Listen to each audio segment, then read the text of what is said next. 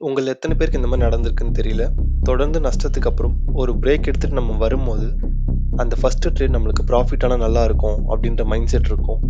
But அந்த ட்ரேடுமே நஷ்டமாச்சுன்னா, அந்த டைம்ல உங்களோட எமோஷன்ஸ் ரொம்பவே அஃபெக்ட் ஆகும்.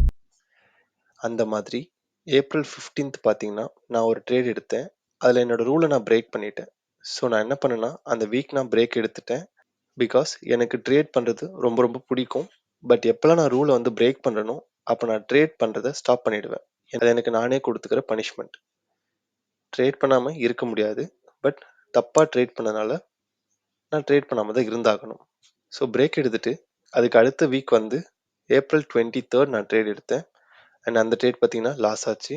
அண்ட் ஏப்ரல் 24 அகைன் லாஸ் ஆச்சு. அண்ட் ஏப்ரல் 25 அகைன் லாஸ் ஆச்சு. இந்த 3 ட்ரேட்லயுமே பார்த்தீங்கன்னா, நான் மிஸ்டேக்ஸ் எதுவும் பண்ணல. என்னோட சிஸ்டம ஃபாலோ பண்ணி ட்ரேட் பண்ணேன். பட் ஸ்டில் எனக்கு லாஸ் ஆச்சு. கொஞ்சம் எமோஷனலா அஃபெக்ட் ஆச்சு. பட் அகைன் அடுத்த வீக் 28 மண்டே அன்னைக்கு நான் ட்ரேட் பண்ணேன். அன்னைக்குமே லாஸ் ஆச்சு. நான் ஒரு ரூல் வச்சிருக்கேன். எனக்கு தொடர்ந்து 3 ட்ரேட்ஸ் லாஸ் ஆச்சு, இல்ல 3% லாஸ் ஆச்சு அப்படின்னா, 2த்துல ஏதாச்சும் ஒண்ணு மீட் ஆச்சுன்னா, நான் ட்ரேட் பண்றத ஒரு 1 வீக் அப்படி இல்லன்னா, அந்த வீக்கெண்ட் வரைக்கும் ஸ்டாப் பண்ணிடுவேன். ஸோ இந்த மாரி தொடர்ந்து லாஸ் ஆனதுக்கப்புறம், நான் அந்த வீக்க ஸ்கிப் பண்ணிட்டேன். அதுக்கப்புறமா பார்த்தீங்கன்னா, மே 7த் ட்ரேட் பண்ணேன். அன்னைக்குமே எனக்கு ₹150 லாஸ் ஆச்சு. இந்த மாதிரி தொடர்ந்து லாஸ் ஆனதுக்கப்புறம், உங்களோட மைண்ட் செட் எப்படி இருக்கும்னு யோசிச்சு பாருங்க. அதே மாதிரி தான் எனக்கும் இருந்துச்சு. அண்ட் இந்த மாரி தொடர்ந்து லாஸுக்கு அப்புறம், திடீர்னு கிடைச்ச ப்ராஃபிட் தான் இந்த ட்ரேட். இந்த ட்ரேட் பார்த்தீங்கன்னா, சிபிஆர் பேஸ் பண்ணி எடுத்த ட்ரேட். சிபிஆர்னா என்ன, எப்படி யூஸ் பண்ணணும் அப்படின்னு சொல்லிட்டு வீடியோ ஆல்ரெடி போஸ்ட் பண்ணியிருக்கேன். லிங்க் டிஸ்கிரிப்ஷன்ல குடுக்குறேன். கார்ட்லயும் குடுக்குறேன். செக் பண்ணி பாருங்க. இந்த ட்ரேட் நான் ஏன் எடுத்தேன், எப்படி நான் ட்ரேட மேனேஜ் பண்ணேன் அப்படின்ட்டு கம்ப்ளீட்டா இந்த வீடியோல பார்ப்போம். ஹலோ ட்ரேடர்ஸ், நீங்க பார்த்துட்டு இருக்கிறது ட்ரேடிங் சோல்ஜர்ஸ். நான் பிரபு. ஃபர்தரா வீடியோக்குள்ள போறதுக்கு முன்னாடி ஒரு 10 செகண்ட்ஸ் மட்டும் இதை கொஞ்சம் பாருங்க. நம்மளோட யூடியூப் சேனல்ல மெம்பர்ஸ்க்கு மட்டும் daily start of the day and end of the day chart analysis post பண்ணிட்டு இருக்கேன். கம்ப்ளீட்டா வாட்ஸ்அப்லேயே இது எல்லாத்தையும் பண்ணலான் இருக்கோம். இதை சூஸ் பண்ணுறதுனால உங்களுக்கு என்ன பெனிஃபிட் அப்படின்னு பார்த்தீங்கன்னா, டெய்லி பேங்க் நிஃப்டி அண்ட் நிஃப்டியோட start of the day and end of the day chart analysis. அது மட்டும் இல்லாமல் ஸ்விங் ட்ரேடிங் ஆப்பர்ச்சுனிட்டிஸ், எந்த ஸ்டாக்ஸ்லாம் ஸ்விங் ட்ரேட் பண்ணுறதுக்கான ஆப்பர்ச்சுனிட்டி இருக்கோ அந்த ஸ்டாக்ஸ்லாம் போஸ்ட் பண்ணுவோம். மார்க்கெட் அப்டேட்ஸ் உங்களுக்கு வந்துகிட்டே இருக்கும். இந்த வாட்ஸ்அப் குரூப் பார்த்தீங்கன்னா, யார் வேணாலும் டெக்ஸ்ட் பண்ணலாம். ரொம்பவே இன்டராக்டிவா இருக்க போகுது. அது மட்டும் இல்லாம, இது எல்லாருக்குமே பயன்படணும் அப்படின்றதுக்காக மோஸ்ட் அஃபோர்டபுள் பிரைஸ்ல பண்ணியிருக்கோம். ஒரு ஃபுல் மீல்ஸை விட பிரைஸ் கம்மி தான். At just ₹99.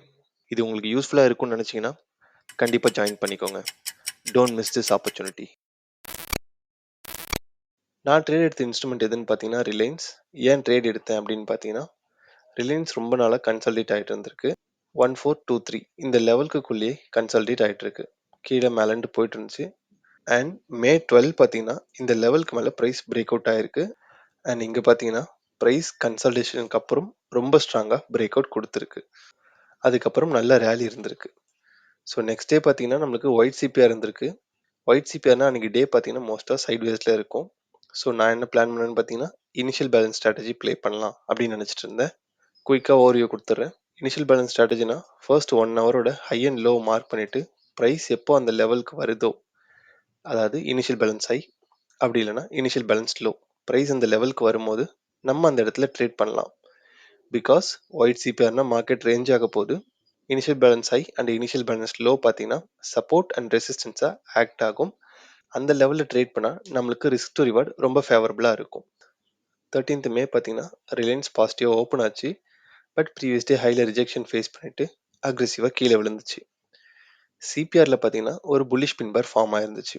இது பார்த்தீங்கன்னா ரொம்பவே அக்ரெசிவாக இருந்துச்சு. பட் இந்த இடத்துல என்னால் ட்ரேட் எடுக்க முடியாது. பிகாஸ் இங்கே என்ட்ரானா எனக்கு ஸ்டாப் லாஸ் ரொம்பவே பெருசாக இருக்கும். ஸோ நான் இங்கே ஏதாச்சும் சார்ட் பேட்டர்ன் கிடைக்குதான்றதுக்காக வெயிட் பண்ணேன். டபுள் பாட்டம் அப்படி இல்லைனா ட்ரிபிள் பாட்டம் இல்லை ஒரு பேஸ் ஃபார்ம் பண்ணிவிட்டு பிரேக் அவுட் ஆச்சுன்னா ட்ரேட் பண்ணலான் இருந்தேன். அண்ட் லேட்டர் நான் என்ன அப்சர்வ் பண்ணேன்னு பார்த்தீங்கன்னா, இந்த இடத்துல ஒரு டிமாண்ட் ஜோன் இருக்குது. அண்ட் அகைன் இங்கே பார்த்தீங்கன்னா ஒரு டிமாண்ட் ஜோன் இருக்குது. அகைன் ப்ரைஸ் இந்த லெவலுக்கு வந்தால் அக்ரெசிவாக ரியாக்ட் ஆகும். இந்த லெவலில் பார்த்தீங்கன்னா எனக்கு ரிஜெக்ஷனுக்கு அப்புறம் க்ரீன் கேண்டில் கிடைச்சிது. ப்ரைஸ் மேபி இங்கேருந்தே டேர்ன் ஆகுமோ அப்படின்னு சொல்லிட்டு இந்த லெவலில் நான் என்னோட ட்ரேட் எடுத்துட்டேன். ஏன் அப்படின்னு பார்த்தீங்கன்னா, எனக்கு ஸ்டாப் லாஸும் ஃபேவரபுளாக இருந்துச்சு. இந்த லோக்கு கீழே என்னோட ஸ்டாப் லாஸ் வச்சுருந்தேன். பிகாஸ் இது ஒரு நல்ல டிமாண்ட் ஜோன். ப்ரைஸ் இந்த லெவலுக்கு கீழே கொஞ்சம் வந்துட்டு போனாலும் என்னோட ஸ்டாப் லாஸ் ஹிட் ஆகாமல் இருக்கும். ஸோ ரொம்ப சேஃபாக தான் என்னோட ஸ்டாப் லாஸ் இருந்துச்சு. அண்ட் என்னோட டார்கெட் பார்த்தீங்கன்னா, இந்த ப்ரீவியஸ் டேவோட ஹை. பிகாஸ் ப்ரைஸ் அகைன் இந்த லெவலுக்கு வந்தால் இந்த சப்ளை கிடச்சிட்டு ப்ரைஸ் கீழே விழுறதுக்கான வாய்ப்பு நிறைய இருக்குது. இனிஷியலாக பார்த்தீங்கன்னா ப்ரைஸ் எனக்கு ஆப்போசிட்டில் மூவ் ஆகிட்டு அக்ரெசிவாக பிரேக் ஆச்சு அண்ட் மேலேயும் போச்சு. ஸோ என்னோட டார்கெட் சீக்கிரமாக ஹிட் ஆக போகுதுன்னு ஹாப்பியாக இருந்தேன். அண்ட் இம்மிடியட்டாக பார்த்தீங்கன்னா இந்த டாப் சிபிஆரில் ரிஜெக்ஷன் ஃபேஸ் பண்ணிவிட்டு ப்ரைஸ் அக்ரெசிவாக கீழே வந்திருக்கு. சரி, ஓகே, இந்த ட்ரேடும் லாஸ் தான் ஆக போகுது போலன்னு சொல்லிட்டு நான் வெயிட் பண்ணியிருந்தேன். பட் எக்ஸாக்டாக பார்த்தீங்கன்னா இந்த லெவல், அதாவது இந்த டிமாண்ட் ஜோனை ப்ரைஸ் ரெஸ்பெக்ட் பண்ணிவிட்டு ஒரு மார்னிங் ஸ்டார் பேட்டர்ன் ஃபார்ம் பண்ணியிருந்துச்சு. கேண்டில்ஸ்டிக் பேட்டர்ன் யூஸ் பண்ணி எப்படி ட்ரேட் பண்ணுறது உங்களுக்கு தெரிஞ்சுக்கணும்னு நினச்சிங்கன்னா வீடியோ போஸ்ட் பண்ணியிருக்கேன். லிங்க் டிஸ்கிரிப்ஷன்லையும் கார்ட்லேயும் இருக்குது, செக் பண்ணி பாருங்கள். இந்த டிமாண்ட் ஜோனில் சப்போர்ட் எடுத்துகிட்டு நல்ல அக்ரெசிவாக மூவ் ஆயிருந்துச்சு. இந்த லெவலில் பார்த்தீங்கன்னா ரிஜெக்ஷன் ஃபேஸ் பண்ணிவிட்டு அகெயின் பேர்ஸ் உள்ளே என்ட்ரு ஆகி நல்லா புஷ் பண்ணியிருந்தாங்க. இங்கே நான் அப்சர்வ் பண்ண விஷயம் என்னென்னு பார்த்தீங்கன்னா ப்ரைஸ் கீழே வந்திருக்கு, அகெயின் மேலே போயிருக்கு, அகெயின் கீழே வந்திருக்கு. இது வந்து பார்க்க ஒரு டபுள் பாட்டம் மாதிரி இருந்துச்சு, இது ஒரு ஃபேக் அவுட் மாதிரி இருந்துச்சு. அப்படி பார்க்குறப்போ இதுதான் வந்து நெக்லைன். இந்த லெவலுக்கு மேலே பிரேக் அவுட் ஆச்சுன்னா நல்ல அக்ரெசிவாக மூவ் ஆகணும். ஆனால் இங்கே என்ன ஆயிருக்குன்னு பார்த்தீங்கன்னா ப்ரைஸ் அக்ரெசிவாக ரிஜெக்ட் பண்ணிவிட்டு கீழே வந்திருக்கு. அகெயின் ப்ரைஸ் மேலே போக ட்ரை பண்ணியிருக்கு. இந்த இடத்துல மல்டிபிள் ரிஜெக்ஷன் இருந்துச்சு. நானுமே பார்த்தீங்கன்னா தொடர்ந்து லாஸ்ட்ல இருந்திருக்கேன். ஸோ இந்த இடத்துல நான் என்ன முடிவு பண்ணேன் அப்படின்னு பார்த்தீங்கன்னா, இந்த மல்டிபிள் ரிஜெக்ஷன்ஸ் இருக்கு, இந்த நெக்லைனுக்கு மேலே ப்ரைஸ் பிரேக் அவுட் ஆகியும் போக மாட்டேங்குது.